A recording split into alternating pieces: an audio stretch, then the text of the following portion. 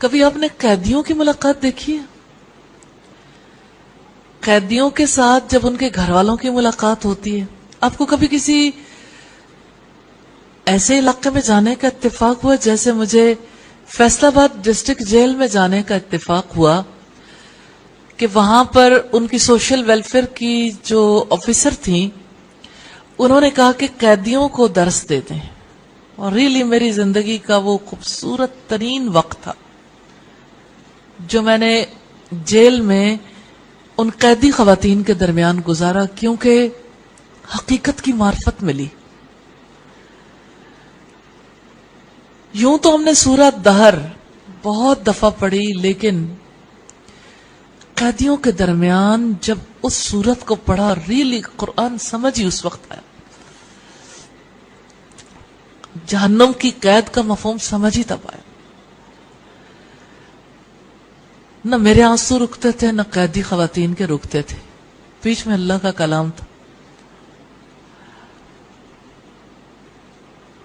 اور حقیقتاً کوئی حجاب نظر نہیں آتا تھا، کوئی حجاب نہیں تھا۔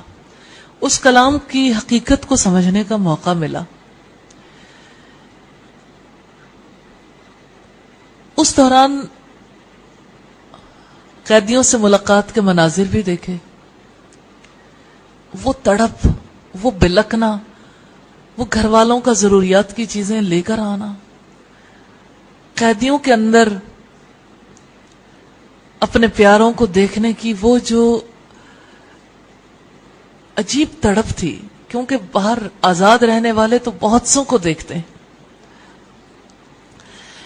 لیکن قیدی تو آزادی کے خواب دیکھتا ہے، اور اپنے آزاد رشتہ داروں کو دیکھنے کے لیے، اپنے پیاروں کو دیکھنے کے لیے کرب میں مبتلا ہوتا ہے۔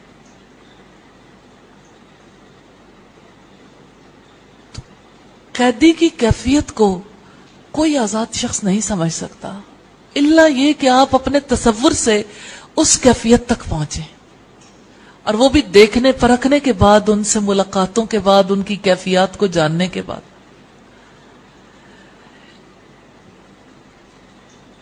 قیدی کے پر کٹ چکے ہوتے ہیں، قیدی چاہے بھی تو اپنے پیاروں کے ساتھ جا نہیں سکتا۔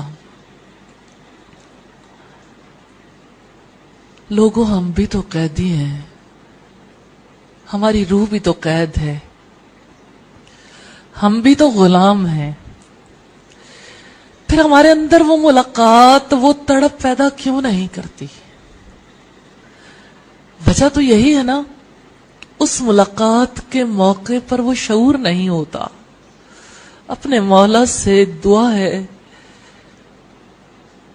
ہمیں اپنی ملاقاتوں کا شعور نصیب فرما دے،